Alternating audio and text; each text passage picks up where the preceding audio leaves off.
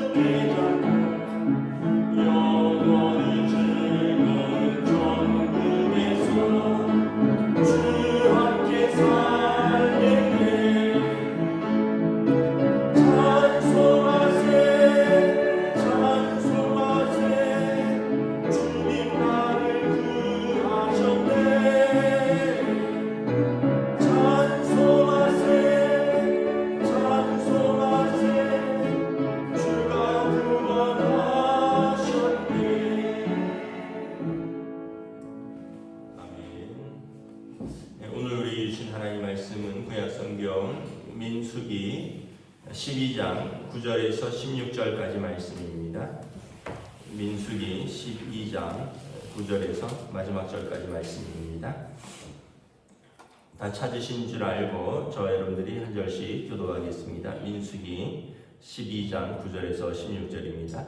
여호와께서 그들을 향하여 진노하시고 떠나심에 구름이 정막 위에서 떠나갔고 미리암 나병에 걸려 눈과 같더라.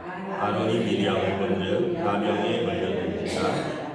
아론이 이에 모세에게 이르되 슬프도다 내 주여 우리가 어리석은 일을 해하여 죄를 지었으니 청하건대 그 벌을 우리에게 돌리지 마옵소서. 그가 살이 반이나 썩어 모태로부터 죽어서 나온 자같이 되지 않게 하소서.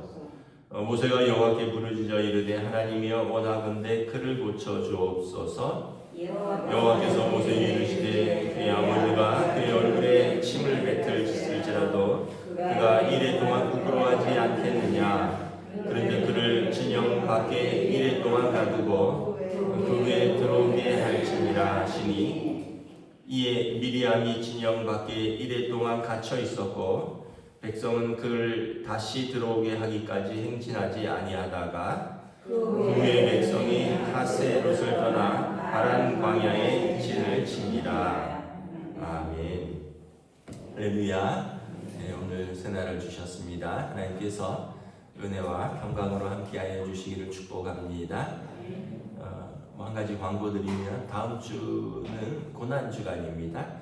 그래서 본당에서 특별 새벽 기도를 드리니까 새벽 기도 나오시는 분들은 착오 없이 본당으로 6시 오시면 되겠습니다.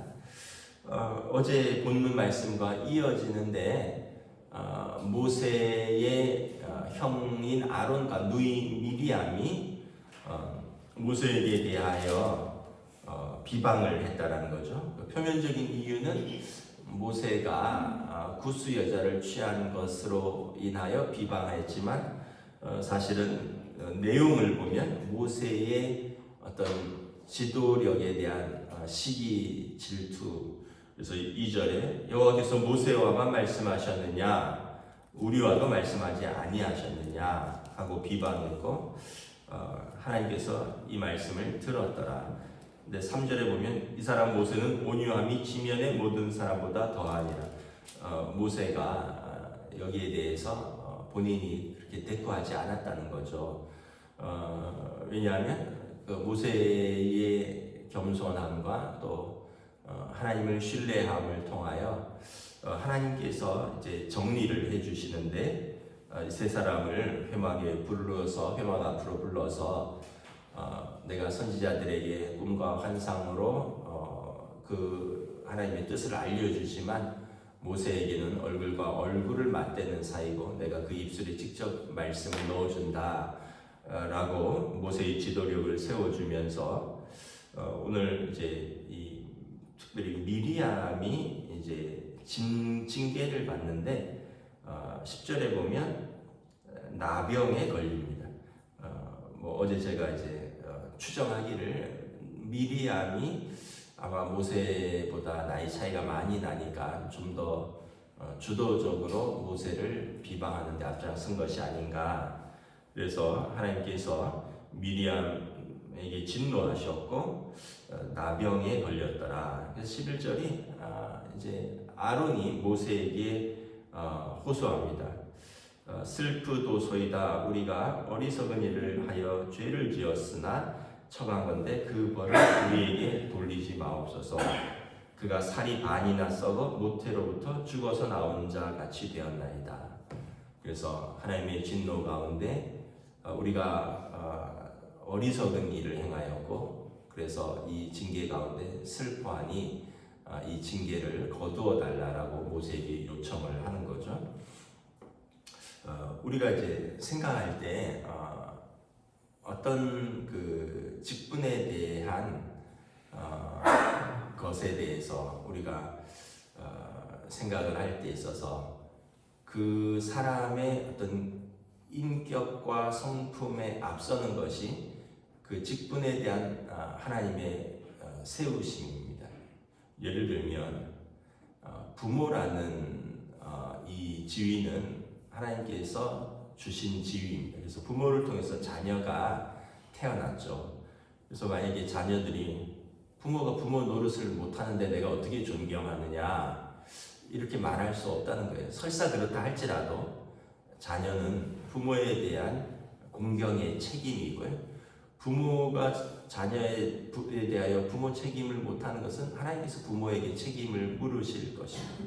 자녀가 부모 노릇을 못하는데 내가 어찌 부모 대접을 하겠느냐 하는 것은 합당하지 않다라는 거예요. 왜냐하면 하나님께서 부모 자녀 간의 관계와 그러한 부모 공경에 대한 계명을 주셨거든요. 내 부모를 공경하라. 그리고 부모에게는 내 자녀를 주의 교양과 훈계로 양육하라.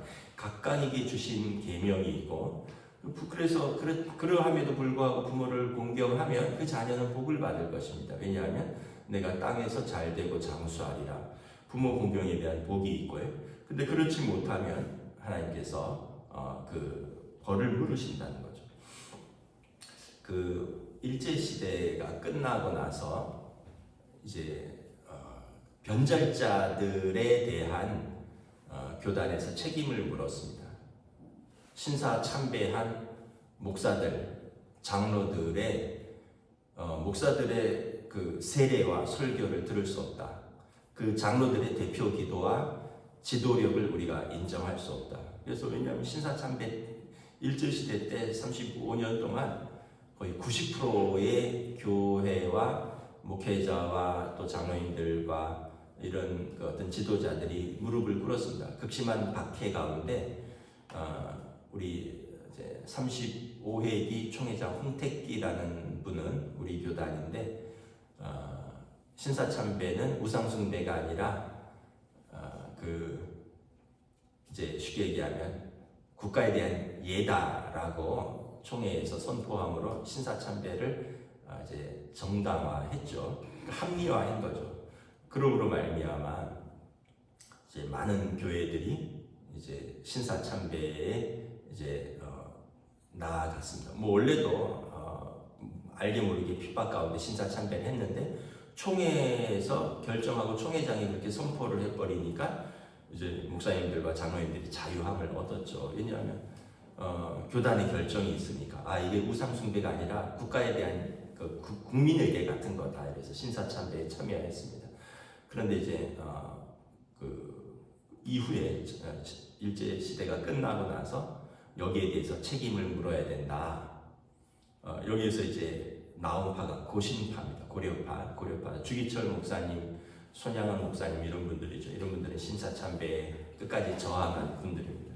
그래서 이제 많은 교회에서 징계를 결의했습니다. 2년간 그 신사참배한 목사들은 설교 중지, 장로들은 대표기도 금지, 2년간 징계를 하고 복귀하는 것으로. 안 그러면 90%의 교회가 목사와 장로들이 없어지는 거예요. 그런데 이제 아주 강경파들이 이렇게 주장을 했습니다. 그 사람들의 설교 못 듣겠다. 그 사람들의 기도 못 듣겠다. 그 사람들의 받은 세례를 다시 받아야 된다. 왜냐하면 우상숭배한 목사들에게서 받은 세례를 어떻게 인정하느냐. 설교도 못 듣겠고 그 대표 기도도 못 듣겠고 그 사람들이 받은 세례도 인정할 수 없다. 그 사람들에게서 받은 세례. 근데 이제 여러 가지 이제 교단에서 이제 기도하면서 결정한 것이 있습니다. 뭐냐면 잘못한 것에 대해서 징계로서 아까 말씀드린 대로 목회자들은 2년간 설교 중지, 장로님들은 2년간 대표기도 정지. 그러나 세례는 그 사람의 인격으로 받은 게 아니라 그 사람에게 지워진 직에 의해서 받은 것이기 때문에 그 사람의 인격과 관계가 없다. 그러니까 그 사람이 목회자일 때 성부와 성자와 성령의 이름으로 교회에서 세례를 준 것이지 그 사람의 인격, 개인적인 인격으로 받은 것이 아니라는 거예요. 그렇기 때문에 세례를 무효화해야 된다. 다시 세례를 받아야 된다. 할 필요 없다는 거예요. 이제 그게 이제 중세로 올라가면 이제 제세례파라는 그런 것이 등장하는데 세례를 다시 받아야 되느냐. 그래서 우리가 이렇게 정리를 하면 어떤 사람의 인격으로 그 직분을 수행하는 것도 있지만 사실은 인격보다 더 중요한 것은 그 직분에 대한 하나님의 부르심이라는 거예요. 그래서 아까도 말씀드렸지만 신사참배한 목사지만 그 사람에게서 받은 모든 세례자들이 세례가 무효냐? 그렇지 않다는 거죠. 그것은 그 사람이 인격으로 받은 세례가 아니라 성부와 성자와 성령의 이름으로 교회에서 공식적으로 받은 세례이기 때문에 인정한다. 물론 개인적인 우상 숭배에 대한 징계는 받았지만 세례까지 인정하지 않는 것은 아니다. 부모 자식 간에서도 아까도 말씀드렸지만 뭐 자식 제대로 못 키우는 부모도 많잖아요. 또 뭐 심지어는 자식을 버리는 부모도 있고, 그렇다고 해서 자식이 부모를 저주하거나 공경하지 않는 것은 그것은 자식의 책임이 아니다. 그것은 하나님께서 부모에게 물을 책임이지 자식은 부모를 공경하는 책임이 갖고 있다.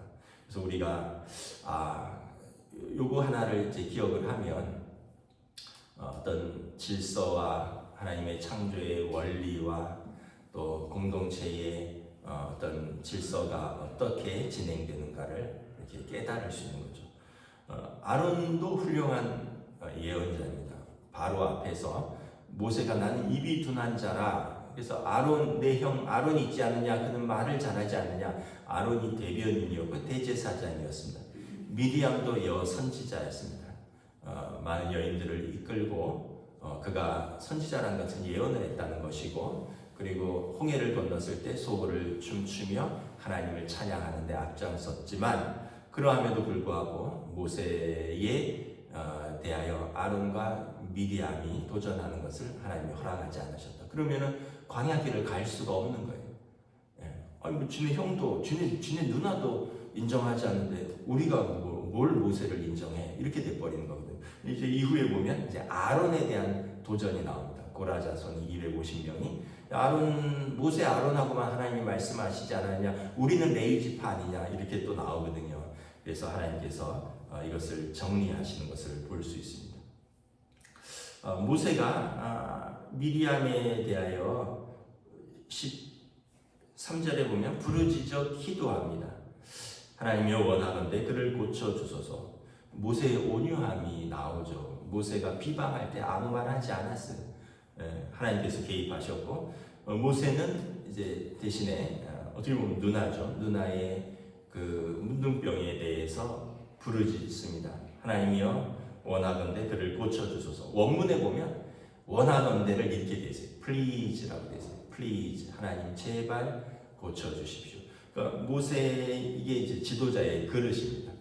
나를 반대하는 사람이라 할지라도 그를 위하여 기도하는 지도자의 그릇인 것이죠. 하나님께서 모세에게 말씀합니다. 야, 아버지가 그의 얼굴에 침을 뱉었을지라도 그가 이래 동안 부끄러워하지 않겠느냐. 한 예죠. 누가 침 뱉을지라도 그것은 부정하다 해서 이래 동안 부정함을 이제 부끄러워해서 정결 예식을 거치는데, 하물며 하나님의 징계 가운데 문둥병 걸린 자를 하나님이 고쳐주신다 할지라도 그의 정결한 예식을 거치라라는 거예요. 그래서 진영 밖으로 가둡니다. 사실 광야에서 진영 밖이나 진영 안이나 뭐 다 트인 것이죠. 그러나 공동체에서 쫓겨나면 진영 밖이 되는 거죠. 그리고 진영 밖이지만 거기는 가둠이 된다는 거예요. 그리고 이래 동안 회개하고 정결 예식을 거쳐서 들어오라. 그래서 15절에 미리암이 진영 밖에서 이래 동안 부정함을 회개하고 정결하게 되는 예식을 거쳤고요. 백성은 그를 다시 들어오기까지 행진하지 아니하니라. 공동체는 또 이 미리암의 회복을 위하여 기다리며 함께 기도하는 모습을 볼 수 있습니다. 그래서 미리암이 돌아오기까지 행군하지 아니하였다. 온 공동체가 미리암의 회복을 위해서 기도하고 또 기다리는 것을 볼 수가 있는 거죠. 그러면서 이제 광야 생활이 이제 하나하나 질서를 잡아가고 하나하나 또 배우고 깨달아가고, 근데 이후에도 문제는 계속 있어요. 내일 본문에 나왔지만 바로 또 광야 못 간다. 거기는 엄청나게 큰 대적이 산다. 우리가 이 본문 앞에는 먹을 것이 없다, 마실 물이 없다, 울부짖고. 광야 생활은 제가 볼 때는 이 민수기를 보면 우리 인생하고 똑같습니다. 불평하고 원망하고 울부짖고 비난하고 이렇게 해서 하나님이 우리랑 함께 계시는 거 맞냐? 저 사람 따라가는 게 맞냐? 아유 우리 돌아갈래? 그런 과정을 통해서 약속의 땅으로 조금씩 나아가는 거. 계속해서 하나님 앞에서 이렇게 어떤 면에서 보면 훈련받고 회개하고 또 일보 후퇴하는 것 같으나 그러면서 또 이보 전진하고 그러면서 조금씩 성화되어가는 그런 모습들을 보여줍니다. 저나 여러분이나 우리 인생은 광야 생활이거든요. 광야 생활을 거쳐서 약속의 땅 하나님 앞에 나아가는데 우리가 매 순간 우리가 이 광야 생활에서 어떤 선택을 해야 될 것인가, 우리가 이렇게 다시 한번 말씀을 통해서 우리 자신을 돌아보며 또 우리가 하나님 앞에서 다듬어져가는 또 하루하루가 될 수 있기를 우리 주님의 이름으로 축복합니다. 기도하겠습니다. 하나님 은혜를 감사합니다. 참으로 모세의 제도력에 대하여 도전하고 불평했던 아론과 미디안에 대한 하나님의 진노와 또 징계, 그리고 모세의 중보기도, 그리고 백성들이 또 그 기다림과 회복을 위한 기도를 통하여 다시 한번 또 한 고비를 넘고 또 지도력을 세워가며 또 그들이 광야 생활을 하나님을 신뢰하지만 또 인간 모세의 인도함을 받는 것을 바라봅니다. 우리에게도 하나님께서 주신 또 부모의 권위가 있고 또 하나님께서 또 우리에게 주신 또 각자에게 주신 영적인 또 권위가 있고 우리가 또 순종할 것은 무엇이고 또 우리가 지켜야 할 것은 무엇이고 우리가 어떤 부분에서 기도해야 하며 또 그러한 하나님의 뜻 가운데서 온유한 성품이란 무엇인가 하나하나 또 생각해 보면서 우리의 삶의 자리에서 우리도 광야 같은 우리 인생길 하나님의 뜻에 순종하며 하나님의 뜻을 따라 다듬어지고 세워지는 저희들의 삶으로 또 공동체로 인도하여 주시옵소서. 감사를 드리오며 우리 주 예수 그리스도 이름으로 기도드리옵나이다. 아멘. 하늘에 계신 우리 아버지, 아버지의 이름을 거룩하게 하시며 아버지의 나라가 오게 하시며 아버지의 뜻이 하늘에서와 같이 땅에서도 이루어지게 하소서. 오늘 우리에게 용할 양식을 주시고 우리가 우리에게 잘못한 사람을 용서하여 준 것 같이 우리 죄를 용서하여 주시고 우리를 시험에 빠지지 않게 하시고 악에서 구하소서. 나라와 권능과 영광이 영원히 아버지의 것입니다. 아멘.